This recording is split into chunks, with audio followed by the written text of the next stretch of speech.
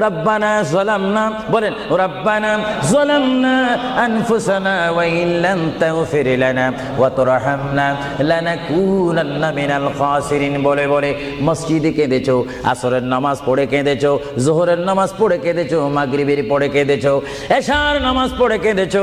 এ বান্দা, নামাজের মুসল্লা যখন বসে যাও, আমি আল্লাহকে তোমরা বারবার বল, আল্লাহ আমার গুনাহ মাফ করে দাও। তারপরও আমি তোমাদের গুনাহ মাফ করে নেই।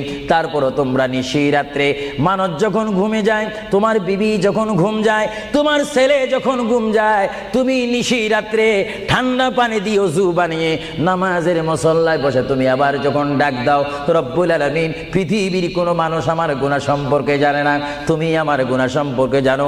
আমি এমন গুনাহ করেছি আমার বিবি জানে না, বিবি গুনাহ করেছে আমি জানি না। আল্লাহ তুমি সব কিচ্ছু জানো। হে আমার প্রভু, তুমি আমাকে মাফ করে দাও।